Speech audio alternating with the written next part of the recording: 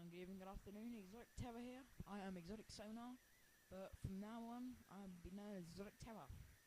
This is my breach and clear tactic. I am playing as the Macedonians. My army has 9 units of these royal pikes, fully upgraded and everything. 5 units of his companion cav, fully upgraded. And then I have my general unit, general's armoured bodyguard. And in the very back at the moment, I've got 5 units of cretins. Armoured general, I don't know, I think I was trying to test it out, seeing how it is, but I don't really find it's worth it. You know, it's not the greatest unit anyway. But anyway, so I'm moving my men into a loose formation. As you know, if you've seen any of my videos, I hate taking missile casualties. It really annoys me. So I'm putting them all in like this. Front row and my second row. I found it's quite good with lost pikes, having 2 rows. So you have a reserve row to reinforce places that aren't doing so well. And if necessary, they can be able to take some of the opponent's pillar or archers, or pretty much any missiles. So I formed up with some of my archers in the front, then the majority of my pikes, and the rest of my archers, and the rest of my pikes, and then all my cav. The opponent's got a majority of his force on his flanks, but in the front he's got 7 units of spear warband in phalanx formation.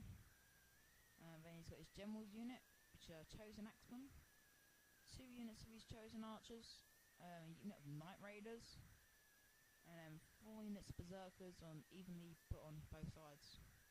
And then he's got 5 Gothic cav. And I'm guessing his tactic is going to try and be enveloping me, because he's got his forces on his right, or majority of his force on his right, and mine and his archers exchange fire. I have more archers, and I don't think they're better quality, but I still just have more archers, and they're quite good quality. So I'm gonna take out about 2 minutes of the battle. You haven't missed anything, it's just us exchanging fire, which is quite boring actually. And this is about the 7th time I've watched this, so I really just couldn't be asked to watch those archer fight again, so I cut it out for mine and your sake. So moving up my pikes now, my first row. I didn't know if he had pillar because it's such a wide range of units, but apparently he doesn't. I didn't think he would, because it's a more barbarian tribe. So his archers are nearly depleted to 0 now. That unit's been destroyed, and this unit's got 4 people left in it. But they did a very good job at absorbing a lot of my arrows. Because I wanted to try and defeat them, because I wanted to have archer superiority, they took away a lot of my archers, or arrows. So now that is, I think he's got 1 person left in his archer unit now. So I'm going to start concentrating in 1 unit of the spear warband, and this is what the tactic is. I only attacked his archers because I knew that I could win. Because he's got, number 1, I knew I could win, and his spearmen are not very well armed, so I knew that it wouldn't take many arrows to defeat them. So they're getting absolutely massacred by arrows here.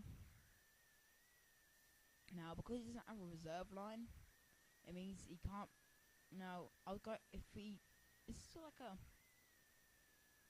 you can't really win in this type of situation once your archers have been defeated, if you're the opposing army, because I'm wearing down 1 unit, and my pikes are close enough so that if he tried to move his unit, I could rush them in, and he wouldn't have enough time to form properly.